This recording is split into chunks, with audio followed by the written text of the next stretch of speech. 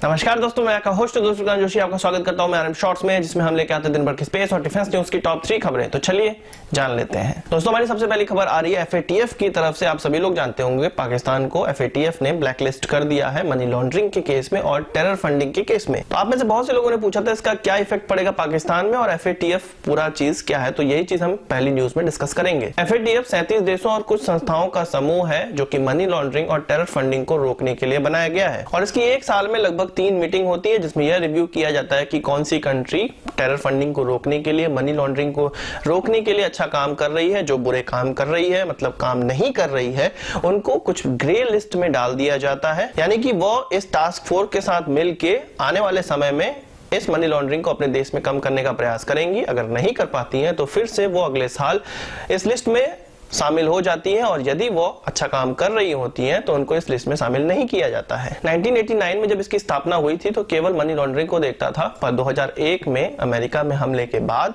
यह terror funding को भी देखने लगा और उनमें जो देश इन्वॉल्व होते हैं उनकी एक लिस्ट जारी करने लगा। अभी करंट सिनेरियो में इस लिस्ट में साउथ कोरिया और ईरान का नाम हमेशा से ही बना रहा है। इसके अलावा हर साल 10 या 11 देश अन्य भी आ जाते हैं या 1-2 देश इसमें रहते हैं, पर 2012 से 2015 तक पाकिस्तान इनमें कॉन्स्टेंटली बना हुआ है और हर बार पाकिस्तान से यह वादा करवाया जाता है कि आने वाले समय में वो इसको खत्म करेगा, पर नहीं करने के बाद उसको फिर से अगली लिस्ट में डाल दिया जाता है। इस लिस्ट में कॉमनली जो देश आते हैं वो Nepal, Myanmar, Turkey, Trinidad and tobacco, Iran, north Korea और इस प्रकार के ही देश आते हैं। 10-15 देश हैं जो रेगुलरली इसमें आते रहते हैं, पर 2015 के बाद पाकिस्तान का नाम इस लिस्ट से हट गया था। पर रिसेंट की रिव्यू मीटिंग में यह देखने में आया है कि पाकिस्तान का नाम इसमें फिर से डाला जा सकता है और यह हुआ था यूएस के कदम उठाने से। यूएस ने एक रेजोल्यूशन इस संस्था के सामने रखा था जिसमें पाकिस्तान को इस लिस्ट में डालने की बात कही गई थी। बाद में यूके, जर्मनी और अन्य यूरोपियन देश, बहुत से देश इसमें मिल गए थे और पाकिस्तान को इस लिस्ट में डालने की कवायद स्टार्ट कर दी गई थी। पर मंगलवार को वोटिंग हुई तो उसमें चाइना ने अपना स्टैंड लिया और पाकिस्तान के साथ रहा।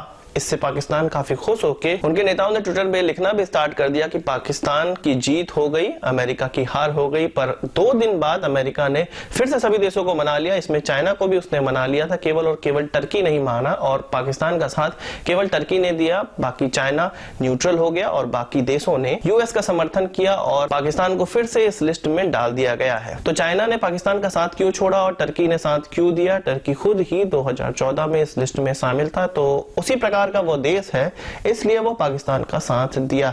चाइना ने शुरुआत में उसका साथ तो दिया, पर चाइना का CPEC भी पाकिस्तान के टेरर ग्रुप का भुक्तभोगी है। बलूचिस्तान में चाइना को काफी टेररिस्ट का सामना करना पड़ता है और उससे CPEC में उसके कई वर्कर मारे भी जा चुके हैं। इस कारण चाइना ने सोचा कि पाकिस्तान का यहाँ पर तो एटलीस्ट अब साथ नहीं देना चाहिए क्योंकि उसको खुद ब खुद नुकसान होने लगा है। तो अब पाकिस्तान को जब इस ग्रे लिस्ट में डाल दिया गया है तो इससे क्या इफेक्ट पाकिस्तान की इकोनॉमी में पड़ेगी? तो सबसे पहले जो उनको लिस्ट में डाला गया था 2012 से 15 में, तो वो मनी लॉन्ड्रिंग के केस में डाला गया था, पर इस बार टेरर फंडिंग के केस में डाला गया है और अभी इस लिस्ट में डाला नहीं गया है।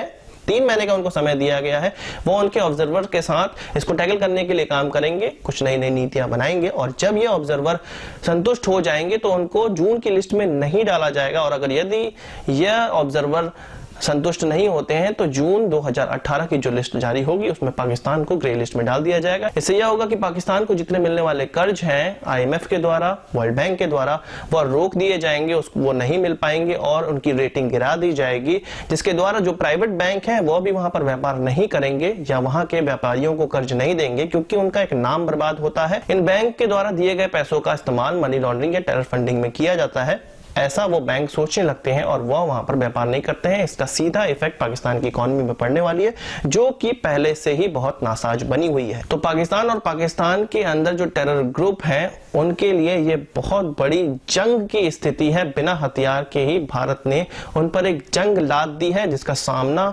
उनको खुद ब खुद करना पड़ेगा और इसमें उनके विरोध में पूरे के पूरे राष्ट्र हैं, पूरे के पूरे वर्ल्ड के राष्ट्र हैं। हमारी अगली खबर में बात करते हैं AIP की, एयर इंडिपेंडेंट प्रोपल्शन सिस्टम की, जो कि DRDO डेवलप करने का प्रयास कर रहा है और लगभग इसने पूरा उसको डेवलप कर लिया है। इसका ट्रायल होने वाला है, लैंड बेस्ड सिस्टम का ट्रायल होने वाला है जल्द ही और इसमें नेवी यह चेक करेगी कि यह हमारे सबमरीन्स में लगने के लायक है कि नहीं। AIP की जानकारी मैं आपको यहाँ पर दे देता हूँ। इसका इस्तेमाल डीजल इलेक्ट्रिक सबमरीन्स में किया जाता है। सबमरीन में जब उनका डीजल इलेक्ट्रिक इंजन चलता है उससे बैटरी चार्ज की जाती है और बैटरी के द्वारा उसको 4 से 5 दिन समंदर के अंदर रहने का एंड्योरेंस प्राप्त होता है। इसके बाद जब वो बैटरी डिस्चार्ज हो जाती है, इसके बाद सबमरीन को फिर से ऊपर आना पड़ता है, अपना डीजल इंजन चालू करना पड़ता है और तब जाके फिर से ये बैटरी चार्ज हो पाती है और 4 से 5 दिन का एंड्योरेंस उनको देती है, यानी कि पानी के अंदर रहने का एंड्योरेंस देती है। इसको स्नॉर्कलिंग कहा जाता है, जिस प्रकार से हम एक ट्यूब लगा के अपने मुंह में ऊपर से वायु लेते रहते हैं और पानी में तैरते रहते हैं, जिसके द्वारा हम सांस भी ले पाते हैं। तो कुछ इसी तरह से सबमरीन सांस लेने के लिए सतह पर आती है। पर यह केवल और केवल डीजल इलेक्ट्रिक सबमरीन के साथ होता है, न्यूक्लियर सबमरीन के साथ ऐसा नहीं होता है। वो ज्यादा समय तक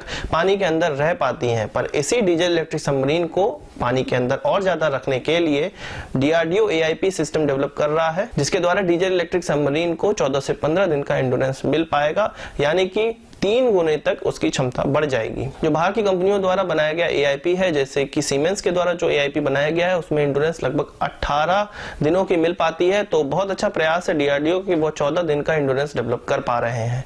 तो इसका ट्रायल अब होने वाला है। कई क्रूशियल डेट वो मिस कर चुके हैं, यानी कि उसको बहुत पहले बन जाना चाहिए था, पर करते करते वो अब स्थिति पे आ गए हैं कि उसका प्रोटोटाइप का वो टेस्ट कर पाए। DRDO के द्वारा डेवलप किया गया PAFC AIP module already Thermax limited को ट्रांसफर किया जा चुका है, जो कि पुणे की एक कंपनी है और स्कॉर्पियन क्लास सबमरीन में इसको लगभग 2020 से 21 के बीच में लगाया जा सकता है। उसको फर्दर प्रोडक्शन के लिए यह टेक्नोलॉजी दे दी गई है और आगे आने वाले समय में कुछ अलग अलग प्रकार की DRDO इस प्रकार के प्रपल्जन सिस्टम डेवलप करने का प्रयास करता रहेगा। दोस्तों, जैसा कि आप लोगों को पता होगा कि गवर्नमेंट सिंगल इंजन वाले एयरक्राफ्ट का टेंडर कैंसिल करने वाली है और इंडियन एयरफोर्स से उन्होंने कहा है कि इंजन की जिसमें बॉन्डेशन ना हो, इस प्रकार का प्रपोजल सामने रखें। पर यहाँ पर इंडियन एयरफोर्स ने यह कहा है कि गिरते हुए स्क्वाड्रन को देखते हुए गवर्नमेंट को गवर्नमेंट टू गवर्नमेंट डील इस मामले में करनी चाहिए, जिसके द्वारा जल्द से जल्द हमें विमान प्राप्त हो पाएंगे और धांधली की भी कम संभावना होगी। एक्सपर्ट के मुताबिक जब गवर्नमेंट टू गवर्नमेंट डील होती है तो पहले विमान को प्राप्त करने में लगभग 4 साल का समय लगता है, उसके बाद अन्य विमान आते जाते हैं। जब इस प्रकार के टेंडर वाली डील होती है तो पहले विमान को आने में लगभग 8 से 9 साल का समय लग जाता है, क्योंकि 4 से 5 साल का समय केवल और केवल उनके बीच में इंटेंस ट्रायल को देखने में ही लग जाता है। उसके बाद ही इंडियन एयरफोर्स सेलेक्ट करती है और 4 साल उनको पहला एयरक्राफ्ट देने में लगता है। तो यदि हमारे गिरते हुए स्क्वाड्रन को तुरंत हमें रिप्लेस करना है तो यह सख्त आवश्यकता है कि गवर्नमेंट टू गवर्नमेंट डील की जाएगी। तो गवर्नमेंट टू गवर्नमेंट अगर डील की जाती है तो सबसे पहला नाम जो सामने आता है वो राफेल का ही आता है। आप लोग का क्या कहना है कमेंट बॉक्स में जरूर बताइएगा। मेरे हिसाब से तो भारत सरकार अब 100 से ज्यादा राफेल खरीदने जा रही है, जिसका उन्होंने पहले बताया भी था कि भारत में ही निर्माण वो करेंगे यदि 100 से ज्यादा राफेल का उनको कॉन्ट्रैक्ट मिल जाता है। यहां पर बात नेवी की भी हम कर लेते हैं, क्योंकि नेवी में भी सिंगल इंजन वाले टेंडर हुए हैं। तो क्या पता राफेल के ही नेवी वर्जन का भी भारत इस्तेमाल करना चाहे आने वाले समय में। तो आने वाले समय में मुझे लगता है कि यदि गवर्नमेंट टू गवर्नमेंट डील होती है तो 2021 तक हमें नए प्लेन मिलना स्टार्ट हो जाएंगे, जैसे कि राफेल 2019 में हमें मिलना स्टार्ट हो रहा है, जिसकी डील की कवायद 2015 में स्टार्ट की गई थी पर साइन हुआ था 2016 में। तो 3 खबरों के बाद अपनी बोनस खबर की बात कर लेते हैं। तो बोनस खबर हमारे धनुष मिसाइल के परीक्षण को लेकर आ रही है। धनुष मिसाइल का सफल परीक्षण किया गया 10:52 पारादीप कोस्ट से लगभग 45 किलोमीटर की दूरी पर यह परीक्षण किया गया है और स्ट्रेटेजिक फोर्स कमांड नेवी के द्वारा इसका परीक्षण किया गया है और DRDO भी इसमें सम्मिलित था। इसको यूजर ट्रायल कह सकते हैं और एक ट्रायल इस प्रकार का जिसमें नेवी अपने लोगों को सिखाएगी किस प्रकार से इस मिसाइल को लॉन्च किया जाता है। यह धनुष मिसाइल पृथ्वी 2 का ही नेवल वर्जन है, जो कि नेवी शिप को या लैंड पे कोई टारगेट को अपना निशाना बना सकता है। इसकी मारक क्षमता की बात की जाए तो 350 किलोमीटर की मारक क्षमता है। पेलोड की बात की जाए तो 500 किलोग्राम का यह पेलोड ले जा सकता है और यह न्यूक्लियर कैपेबल भी है। इस महीने यह तीसरा परीक्षण है पृथ्वी सीरीज के मिसाइल का और 3 दिनों में दूसरा परीक्षण है पृथ्वी सीरीज के मिसाइल का। आगे आने वाले समय में हम बहुत से और परीक्षण देख सकते हैं, क्योंकि भारत सरकार मुझे लगता है कि एक प्लान पूरा बना चुकी है कि किस प्रकार से हमें यदि वॉर थोप दी जाए तो उसका हमें किस तरह से रिटेलिएट करना है। इस पूरी चीज की तैयारी की जा रही है करंट सिनेरियो को देखते हुए। तो आज की इस वीडियो के लिए बस इतना ही। आशा करता हूं आपको वीडियो पसंद आया होगा। आप इसको बड़ा थम्स अप जरूर देंगे। इस वीडियो संबंधित कोई सवाल या सुझाव तो कमेंट बॉक्स में जरूर लाइएगा और यदि आपने हमारे चैनल को सब्सक्राइब नहीं किया उसे भी कर लीजिए, क्योंकि हम इस प्रकार की वीडियो लाते रहते हैं जो आपका स्पेस और डिफेंस ज्ञान बहुत ज्यादा बढ़ाने वाला है। नमस्कार, थैंक यू, जय हिंद।